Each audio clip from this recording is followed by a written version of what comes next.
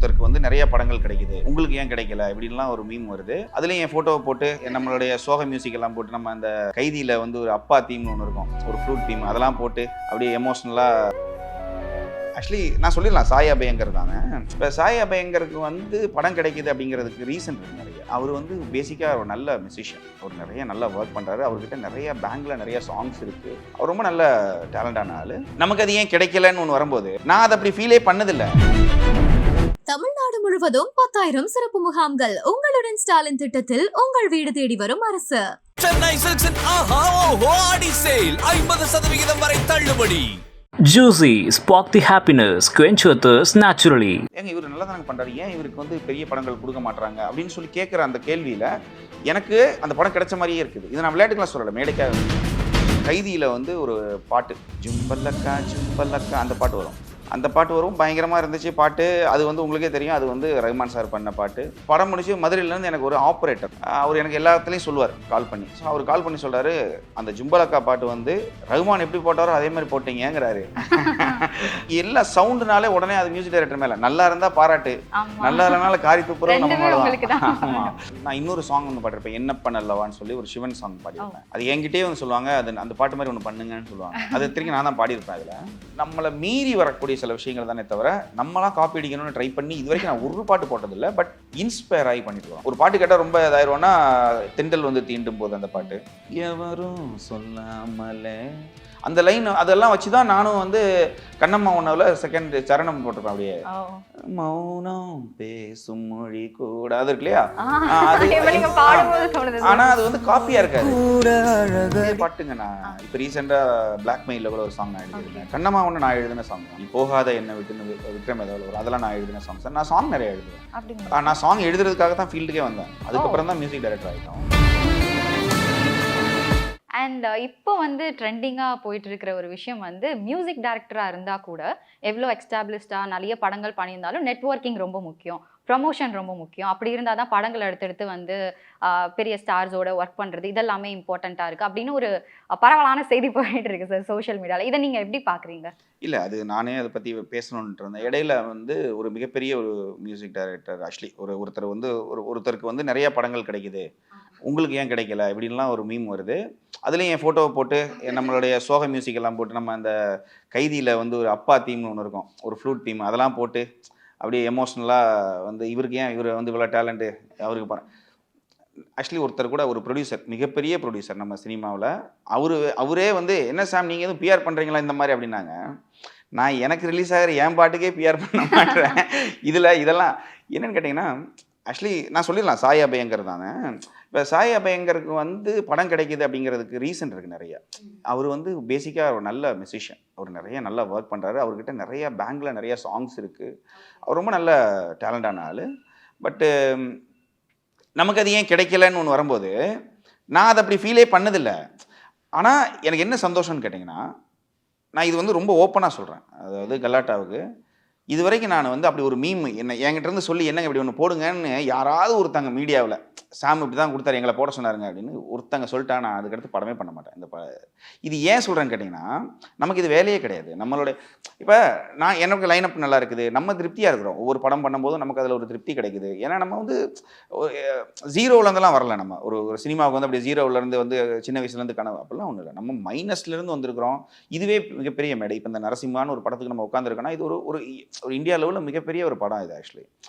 ஏன்னா இது எப்பயுமே ஒரு படத்தை பற்றி பேசும்போது எல்லாரும் சொல்லுவாங்க இது பெரிய படம், ரொம்ப நல்ல படம்னு சொல்லுவாங்க, ப்ரமோஷனுக்காக சொல்லுவாங்க. பட் இதுக்குள்ளே இப்போ இது பார்க்குறவங்க வந்து நரசிம்மான்னு ஒரு படம் வருதுங்க அடுத்த வாரம் இப்படி தான் இருக்கும். 10 படத்தில் ஒரு படம்.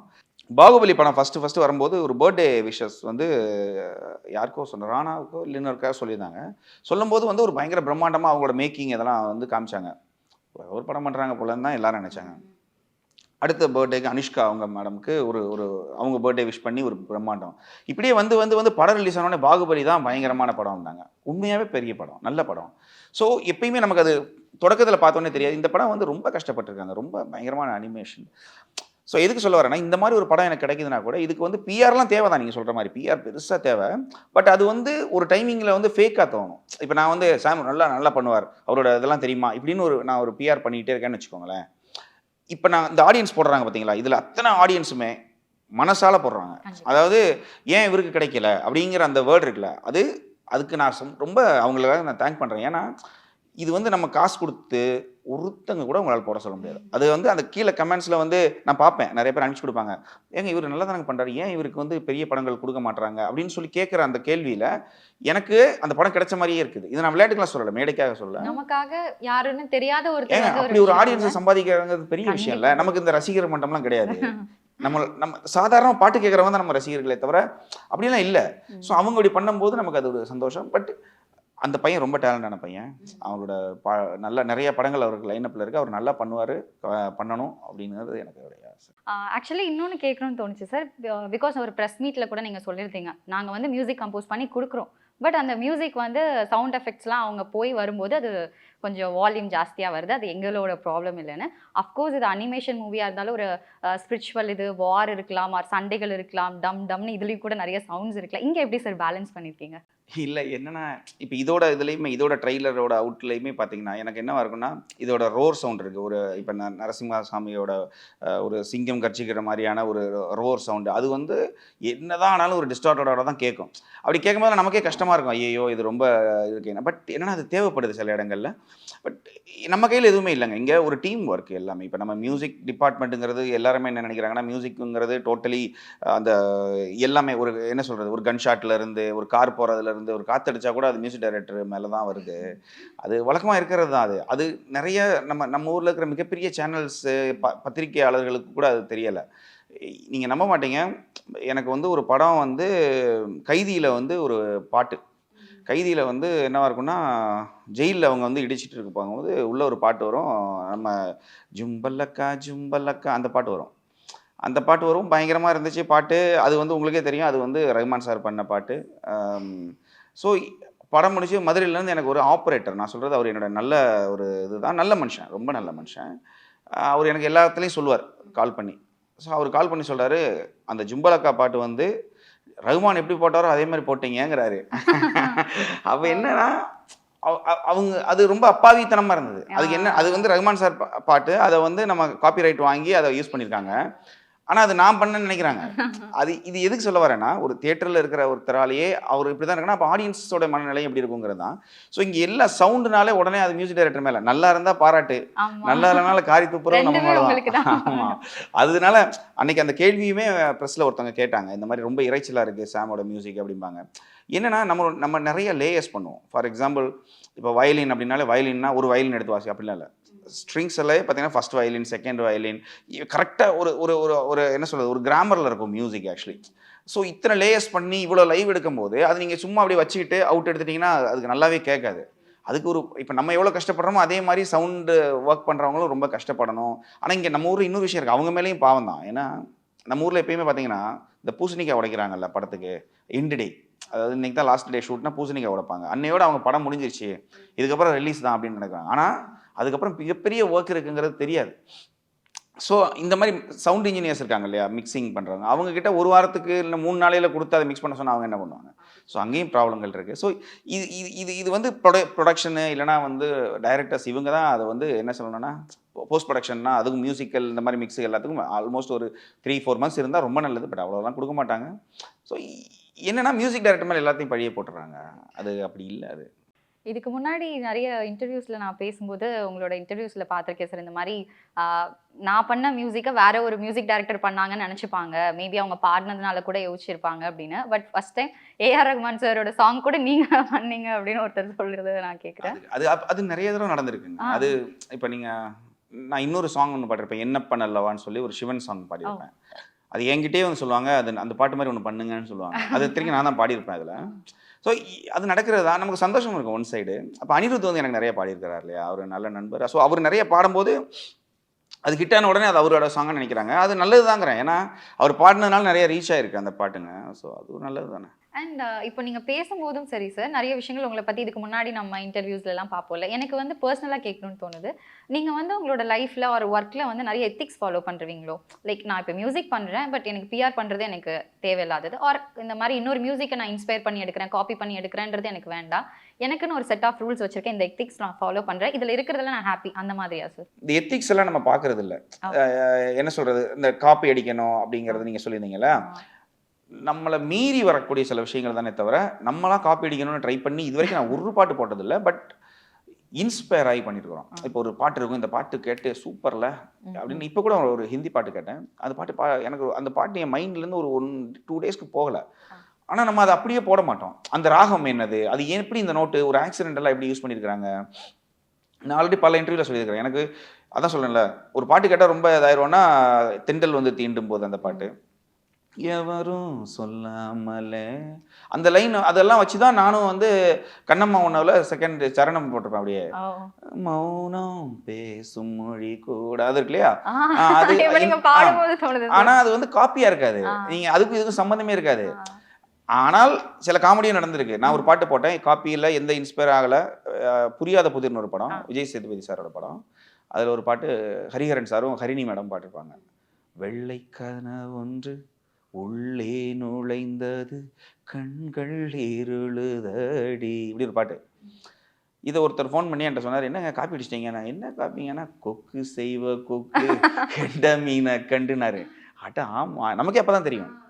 இது ஏன் தெரியும்னா சத்தியமாக ஆமாம் இல்லை, ஏன்னா நம்ம அது வந்து வேற ஒரு படம், அந்த படம் பார்த்துருக்கோம், நம்ம ரசிச்சிருக்கோம்.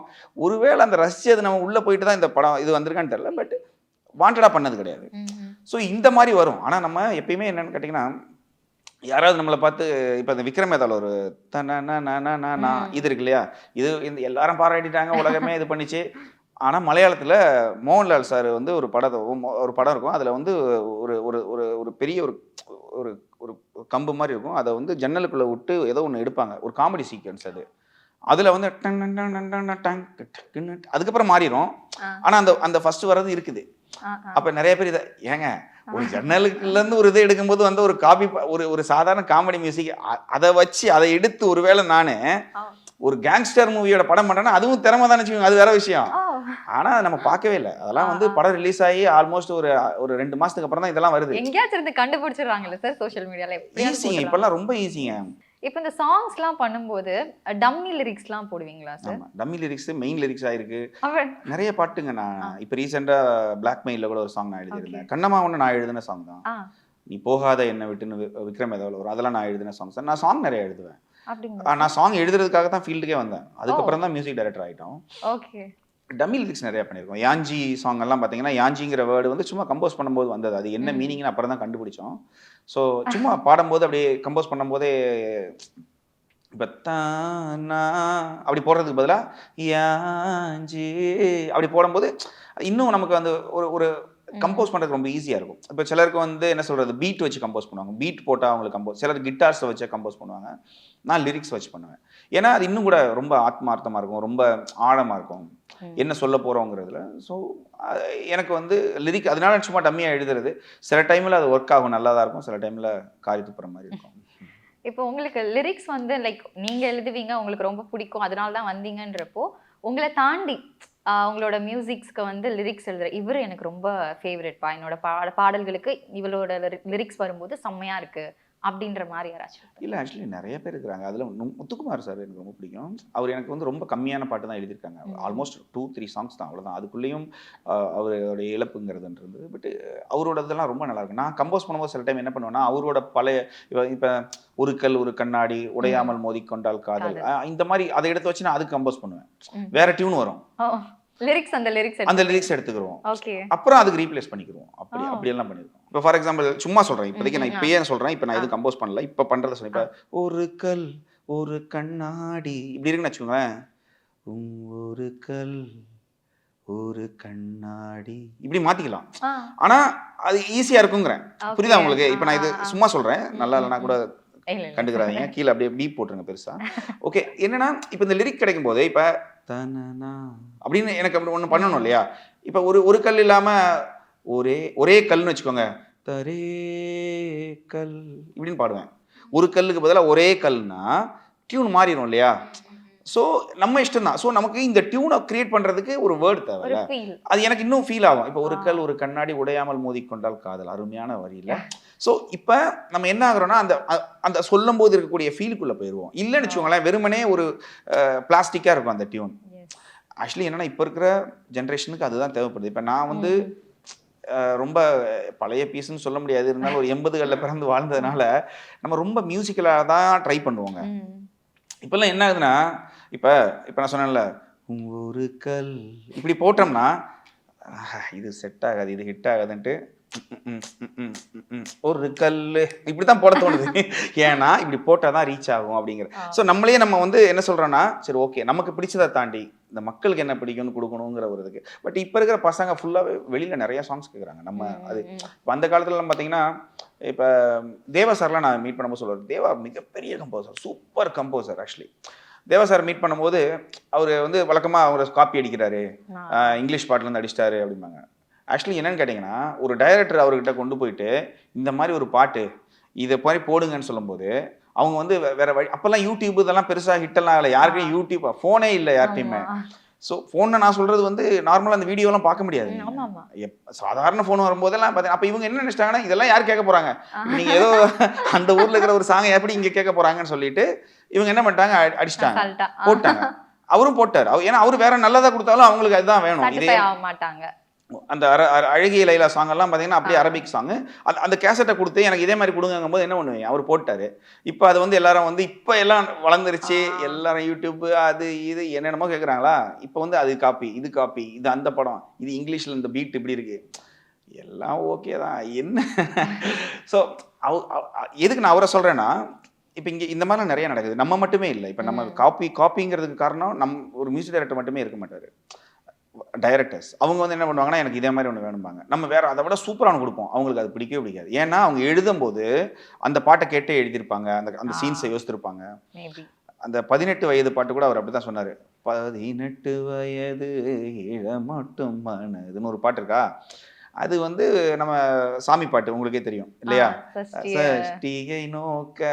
அப்போ எல்லாரும் கலாய்க்கிறாங்களாம் அவரை. அப்போ அவர் என்கிட்ட அவர் இன்டர்வியூலே சொல்லியிருக்கிறாரு. அவர் பேசும்போது என்கிட்ட சொல்கிறாரு, அதாவது அந்த சீனுக்கு முன்னால் வந்து இவங்க 2 பேரும் ரேடியோவில் கந்த சஷ்டி கவசம் அதான் போய்கிட்டு இருக்கோம். அதுக்கு முன்னால் இவங்க 2 பேரும் பேசிகிட்டு இருப்பாங்க. இந்த நேரத்தில் கந்த சஷ்டி கவசம் கேட்குற டைமா இதுன்னு சொல்லிட்டு அதை ஆஃப் பண்ணிட்டு இவங்க பாட்டு பாடுறாங்கிறதான் சிச்சுவேஷனு. அதை தூக்கிட்டாங்களாம் கட்டில். அதை தூக்குனதுனால டைரக்டாக இந்த பாட்டு வந்ததுனால அது காப்பி ஆயிடுச்சு. இப்போ அந்த சீன் இருந்திருந்தா இப்போ இது கந்த சஷ்டி கேட்குற டைமா அப்படின்னு ஆஃப் பண்ணிட்டு அதே மாதிரி ஒரு பாட்டு இவங்க பாடுறாங்கிறது நல்ல சிச்சுவேஷனு. ஸோ இப்போ இதுக்கு காரணம் வந்து தேவா சாரா இல்லை கட் பண்ண எடிட்டரா அந்த டைரக்டர் அதை கண்டுபிடிச்சு போடுற சோஷியல் மீடியால காப்பிங்கிறது வாண்டடா யாரும் பண்றது இல்லைங்க. அது பண்ண வைக்கிறாங்க, அப்படி இல்லைன்னா நம்மளே அறியாம வருது. பட் நான் ரொம்ப கான்சியஸா இருக்கேன் காப்பி இருக்கக்கூடாதுன்னு, ரொம்ப கான்சியஸா இருக்கேன். அப்போ இந்த படத்துலையுமே பார்த்தீங்கன்னா இதுல வந்து பண்ண எல்லா பாட்டுமே ரொம்ப யூனிக்கா இருக்கும். அதாவது ரொம்ப ஆர்கெஸ்ட்ரலா இருக்கும். என்ன சொல்றது, ஒரு சாங் இருக்கு அதெல்லாம் வந்து ஃபுல் ஆர்கெஸ்ட்ரல் சாங், மேசிடோனியாவில் லைவாக எடுத்த ஆர்கெஸ்ட்ரல் சாங்.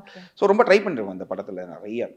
அப்புறம் போட்டு பார்த்துக்கிறது ஏதாச்சும் ஹிந்தியில் வந்துருக்கா. ஏன்னா நரசிம்ஹா சாமிங்கிறது நம்ம ஊரில் எவ்வளோ பெருசோ அதே மாதிரி நார்த்தில் பயங்கரம். ஏன்னா நார்த்தில் வந்து ரொம்ப இந்த மாதிரி வந்து ஸ்பிரிச்சுவலாக நிறைய சாங்ஸ், நிறைய பேர் சம்மந்தமே இல்லாமல் ஒரு பாட்டெலாம் இருக்குது, பயம் வரும் நமக்கே. அது நார்மலாக யூபியில் ஒரு சாதாரண வில்லேஜில் இருக்கக்கூடிய ஒரு சாங்காக இருக்கும், ஆனால் பயங்கர பில்டப்பாக இருக்கும் சாங்கெல்லாம். ஸோ பயமாக இருக்கும் அந்த சைடு பண்ணுறதுக்கு. பட் இப்போ இந்த படம் எனக்கு ரொம்ப திருப்தி அதில் இந்த விஷயத்தில். மகாவதார் நரசிம்மா, ஸோ அதை பற்றி நம்ம கண்டிப்பாக பேசி தான் ஆகணும். எப்படி இந்த மூவி உங்களுக்கு வந்துச்சு அண்ட் ஸ்டோரிஸ் கேட்டப்போ அனிமேஷன் அப்படின்னு சொன்னப்போ எப்படி ஃபீல் பண்ணீங்க? ஆக்சுவலி இதோட டைரக்டர் வந்து அஸ்வின். அவர் வந்து ரொம்ப என்ன சொல்கிறது, என்னோட நிறைய இன்டர்நேஷ்னலாக நான் சில பண்ண ஆர்கெஸ்ட்ரல் ஸ்கோர் இதெல்லாம் பார்த்து அவருக்கு ரொம்ப பிடிக்கும். ஸோ இவர் வந்தபோது நம்ம ஊரில் எப்படின்னா எப்பயுமே பார்த்தீங்கன்னா அந்த அனிமேஷன் படத்துக்கு வந்து அதை வந்து நம்ம பெருசாக கண்டுக்கிற மாட்டோம். இப்போ நம்ம ஒரு கடைக்கோடியில் இருக்கிற தமிழ்நாட்டில் ஒரு ஆடியன்ஸ் வந்து எப்படி ஃபீல் பண்ணுவாங்கன்னா, இது வந்து ஒரு அனிமேஷன் படம், கொஞ்சம் விவரம் தெரிஞ்சவங்க கொஞ்சம் அனிமேஷன் படம், சிலவங்க வந்து கிராஃபிக்ஸ் படம், அதுக்கு மீறி போனால் பொம்மை படம். ஸோ நம்ம ஊரில் எப்படின்னா இது ஒரு பொம்மை படம், எப்படி இன்னும் ஒரு சோட்டா பீமோ இல்லை அந்த மாதிரிலாம் வருது பார்த்தீங்களா. ஸோ அப்படி ஒரு படமாக தான் பார்ப்பாங்க. பட் எனக்கு வந்து இந்த படம் அவர் வந்து சொல்லும் போது கொஞ்சம் விஷுவல்ஸ் காமிச்சார். அந்த விஷுவல்ஸ் எப்படி இருக்குன்னா சிஜியோட பிகினிங் ஸ்டேஜஸ், அதாவது இப்போ நரசிம்ஹா வராருன்னா நரசிம்ஹா வர மாதிரி இருக்கும், ஆனால் அவ்வளோ டீட்டெயிலிங்கான சிஜியெல்லாம் இல்லை. ஓகே. சும்மா நார்மலான சில விஷுவல்ஸ் எல்லாம் அவங்க வந்து அனிமேட் பண்ணிட்டு எனக்கு வந்து காமிச்சாங்க, இப்படி ஒரு படம் எடுக்கிறோம். ஆனால் ரொம்ப வருஷமா இந்த படம் போயிட்டு இருக்குன்னு சொன்னாங்க. அதாவது எப்படின்னா இதுக்கு நல்ல இதுக்கான ஒர்க் ரொம்ப இது. ஸோ இவங்க இத்தனை வருஷம் இந்த படம் பண்ணுறாங்க, அதில் வந்து ஒரு 2-3 சீன் இப்படி காமிக்கிறாங்க, ரொம்ப நல்லா இருக்குன்னு சொல்லி நான் இதுக்குள்ளே வந்தேன். ப்ளஸ் இதில் இன்னொரு விஷயம் என்னென்னா, ஒரு மியூசிக் டைரக்டரோட ட்ரீம் எப்படின்னா, ஒரு அனிமேஷன் படத்துக்கு இந்த மாதிரி மியூசிக் பண்ணுறதுங்கிறதும், ஒரு மியூசிக்கல் மூவிம்பாங்க. நார்மலாக மியூசிக்கல் மூவினா பாடிக்கிட்டே டயலாக் பேசுகிற மாதிரியான மூவி. ஸோ அந்த மாதிரி மூவிக்கு பண்ணுறதுங்கிறது மிகப்பெரிய ஒரு கனவு. ஸோ எனக்கு வந்து இந்த மாதிரி ஒரு பேன் இண்டியா லெவலில் இருக்கக்கூடிய மிகப்பெரிய ஒரு படத்துக்கு வந்து வர்றதுங்கிறது ரொம்ப சந்தோஷமான விஷயம். ப்ளஸ் இந்த கதை வந்து நம்ம ஊரில் நம்ம ஆல்ரெடி கேட்ட கதை தான். என்ன சொல்கிறது, பக்த பிரகலாத் அப்படின்னு சொல்லி நம்ம கேட்டிருப்போம். ஸோ நம்ம ஊரில் இந்த படமும் வந்திருக்கு தமிழில். பட் ஆனால் இது வந்து ஒரு ஒரு அர்பனாக கொஞ்சம் என்ன சொல்கிறது, நியூ டெக்னாலஜி எல்லாம் யூஸ் பண்ணி அந்த கதையை வந்து ரொம்ப சினிமாட்டிக்காக எலிவேட் பண்ணியிருக்காங்க. ஸோ இதெல்லாம் சொல்லும் போது எனக்கு இந்த படம் பண்ணி ஆகணும்னு தோணுச்சு. அதான் ஃபஸ்ட்டு இந்த படத்துக்குள்ளே வந்தது. பட் வந்ததுக்கப்புறம் இப்போ இதோட அவுட்புட்லாம் பார்க்கும்போது ரொம்ப பிரம்மாண்டமாக இருக்குது. நீங்கள் சொன்ன மாதிரி சிம்மாவதாரம், லைக் அது ஒரு மாதிரி அவர் எடுத்த அவதாரங்கள்ல அது ஒரு ஸ்பெசிஃபிக்கான ஒரு பயங்கரமான ஒரு ஃபோர்ஸ் அது. ஸோ அதுக்கு மியூசிக் நீங்கள் கொடுத்துருக்கீங்க, அதுவும் பேன் இண்டியா லெவலில் கொடுத்துருக்கீங்க. ஸோ இதோட எதிர்பார்ப்புகள் நாங்கள் எதை எதிர்பார்த்து வரலாம் சார்? இல்லை, நான் எப்படி இதை வந்து ஃபஸ்ட்டில் எதிர்பார்த்தணும். இப்போ ஃபஸ்ட்டில் பார்க்கும்போது பார்த்தீங்கன்னா ஒரு வார் சீக்வன்ஸ் இருக்குது இதில். ஹிரண்ய கஷிப் அவங்க 2 பேர் அண்ணன், அவங்க 2 பேருமே வந்து ஒரு வார்க்கு வருவாங்க. அந்த வார் சீக்வன்ஸ் எல்லாம் பார்த்தீங்கன்னா நீங்கள் நம்ப மாட்டீங்க, அவதார் படத்தில் வந்து அந்த ஒரு சீக்வன்ஸில் எல்லாருமே அந்த இதில் வருவாங்க. எல்லாமே அந்த இடத்துல அப்படியே தொங்கிட்டு இருக்கும் தெரியுமா, அந்த மாதிரி ஒரு சீக்வன்ஸ் இருக்கு. அது ஃபர்ஸ்ட்ல நான் பார்க்கும்போது பார்த்தீங்கன்னா என்ன இது எப்படி வரப்போகுதுன்னு தெரியல. நம்ம பேசிக்காக ஒன்று பண்ணோம், அப்புறம் ஃபைனலாக அது வரும்போது அது பிரம்மாண்டமாக இருக்கு. நம்ம இப்போ என்னுடைய எதிர்பார்ப்பு இந்த படத்து மேலே ரொம்ப சாதாரணமாக இருந்துச்சு சின்னது தொடக்கம் ஸ்டேஜில். அது இப்போ எப்படி மாறி இருக்கோ அந்த மாதிரி ஆடியன்ஸுக்கு வந்து இது வந்து சாதாரண படமாக தான் பார்ப்பாங்க. ஆனால் இது ரிலீஸ் ஆனதுக்கு அப்புறமா இதுக்கான குவாலிட்டி, இதுக்கான அந்த ஒரு எமோஷன், நிறைய எமோஷனல் ஸ்பேஸ் இருக்கு படத்தில். என்னன்னா நமக்கு வந்து பிரகலாத், பக்த பிரகலாத் உங்களுக்கு தெரியல, அந்த பிரகலாதன் அந்த பையனுக்கு வந்து ஆக்சுவலி எப்பயுமே அவர் வந்து உங்களுக்கு தெரியல, அவர் வந்து விஷ்ணு தான் அவருக்கு மிகப்பெரிய ஒரு காடு. ஆனால் அவங்க அப்பாவுக்கு அது பிடிக்காது. ஸோ அந்த பையனோட எமோஷன்ஸை நமக்கு படிச்சிருக்கோம், நிறைய இதில் கதையாக படிச்சிருக்கிறோம், சீரியலாக பார்த்துருக்கிறோம். பட் இதில் வந்து அதோட அந்த எக்ஸ்பிரஷன்ஸு, அவங்க அம்மா கூட இருக்கிற அந்த பாண்டிங்கு, அதெல்லாம் ரொம்ப அழகாக இருக்கும். ஸோ இந்த படம் பெருசாக ஒர்க் ஆகுங்க ஆக்சுவலி எமோஷனல் வைஸ்லையும். ஸோ பெருசாக எதிர்பார்க்கலாம். தமிழ்நாடு முழுவதும் 10,000 சிறப்பு முகாம்கள். உங்களுடன் ஸ்டாலின் திட்டத்தில் உங்கள் வீடு தேடி வரும் அரசு. சென்னை சில்க்ஸின் ஆஹா ஓஹோ ஆடி சேல் 50% வரை தள்ளுபடி. Juicy, spark the happiness, quench your thirst naturally.